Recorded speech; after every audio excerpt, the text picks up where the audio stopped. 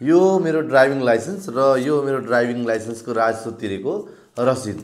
अब नेपालको कन्टेक्स्टमा के छ भन्दाखेरि राजस्व तिर्ने बित्तिकै हाम्रो ड्राइभिङ लाइसेन्स चाहिँ आउने हुँदैन।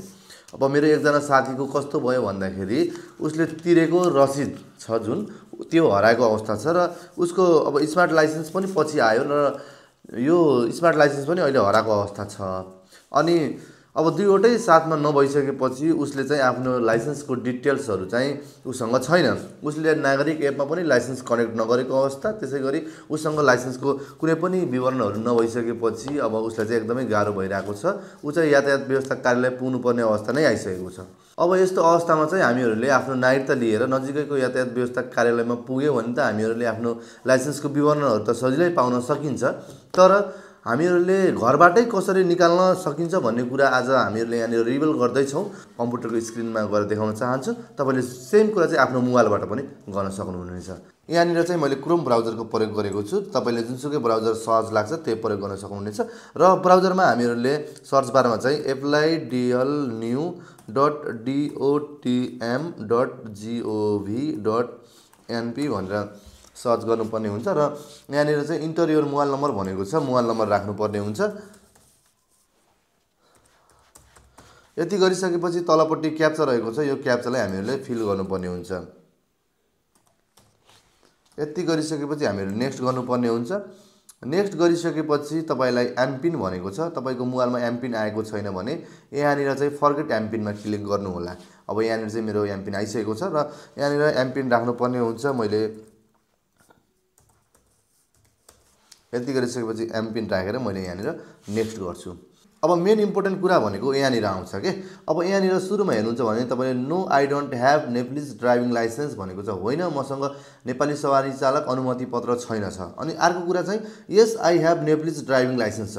अब तपाईँले दोस्रोमा क्लिक गर्नुभयो भने होइन, अब हामीहरू नेक्स्ट गर्छौँ भने हामीहरूलाई के भन्छ भन्दाखेरि चाहिँ सिस्टमले लाइसेन्स नम्बर माग्छ कि। अब हामीहरूलाई लाइसेन्स नम्बर नै थाहा छैन, हामीहरू त लाइसेन्स नम्बर निकाल्न आएको हो यहाँनिर, हामीहरूसँग लाइसेन्स नम्बर छैन। अब त्यसैले अब हामीहरूले थोरै दिमागलाई चलाखीपूर्ण तरिकाले काम गर्छौँ। अब यहाँनिर मैले ब्याक गर्दैछु।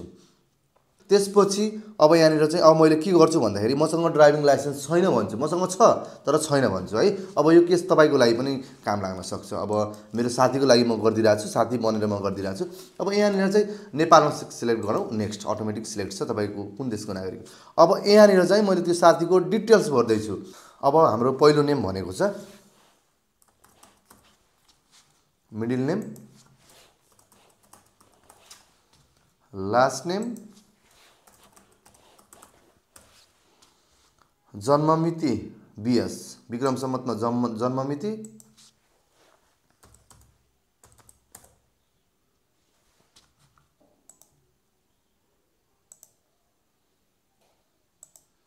त्यसपछि नागरिकता नम्बर। अब मेन इम्पोर्टेन्ट भनेको यहाँनिर हो कि हामीहरू नागरिकता नम्बर, सबैभन्दा सबै खेल नै नागरिकता नम्बरको यहाँनिर।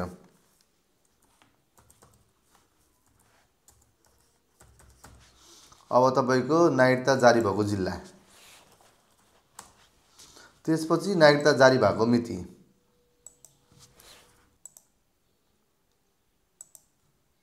यति गरिसकेपछि हामी नेक्स्ट गर्छौँ।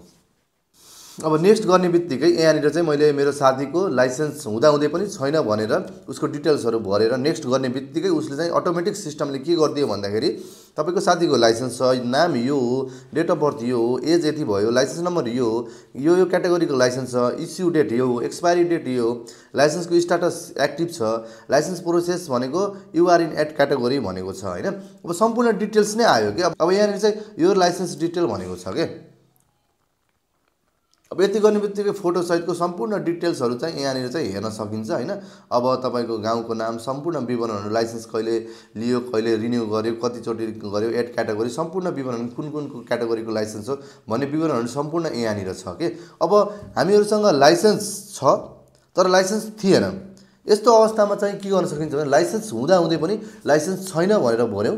अब नागरिकता नम्बरलाई उसले ट्र्याक गर्यो सिस्टमले, उसले चाहिँ सिस्टमले के गर्यो, तेरो लाइसेन्स छ भनेर चाहिँ हामीहरूलाई सम्पूर्ण विवरणहरू पठाइदियो। अब यति गरिसकेपछि यहाँनिर चाहिँ सबै विवरणहरू त आइदियो, तर तपाईँहरूलाई डिजिटल कपी पनि चाहिएको हुनसक्छ र तपाईँले अब यो लाइसेन्स नम्बर चाहिँ आफ्नो नागरिक एपमा हाल्नुभयो भने पनि त्यो लाइसेन्सको विवरण त आइहाल्छ। अब तपाईँलाई त्यही पनि अब तपाईँहरूले यो लाइसेन्स विवरण चाहियो भन्ने तपाईहरुलाई चाहना छ भने चाहिँ हामीहरुले यसलाई लगआउट गर्छौं। यति गरिसकेपछि यहाँनिर चाहिँ अलिकति साइट बिजी नै छ। अब यहाँनिर लाइसेन्स सर्च भन्ने अप्सन आउँछ र यहाँनिर चाहिँ मैले लाइसेन्स भर्खरै कपी गरेँ, यहाँनिर पेस्ट गरिदिन्छु र डेट अफ बर्थ चाहिँ हामीहरुले यहाँनिर लेख्छौं। यति गरिसकेपछि क्याप्चा हान्ने पर्ने हुन्छ। अब यहाँनिर चाहिँ सर्च गरौँ। अब यति गरिसकेपछि मेरो साथीको सम्पूर्ण लाइसेन्सको विवरण तपाईको अनलाइन पोर्टलबाट हामीहरुले चाहिँ डिजिटल कपी निकाल्न सक्ने भयो। साथीहरु, हजुरहरुलाई यो तरिका कस्तो लाग्यो? अब यातायात व्यवस्था कार्यालय नगइकन हामीहरुले घरबाटै आफ्नो लाइसेन्सको विवरण हेर्न सकिन्छ। इभन तपाईहरुसँग आफ्नो ड्राइभिङ लाइसेन्सको कुनै पनि एसेस छैन भने पनि तपाईहरुले आफ्नो लाइसेन्सको डिजिटल कपी यसरी निकाल्न सक्नुहुनेछ। साथीहरु, हजुरहरुलाई आजको हाम्रो यो भिडियो कस्तो लाग्यो? यदि हजुरहरुलाई आजको हाम्रो यो भिडियो मन परेको छ भने भिडियोलाई लाइक, कमेन्ट, शेयर साथै च्यानललाई सब्स्क्राइब गरेर साथ दिनु होला।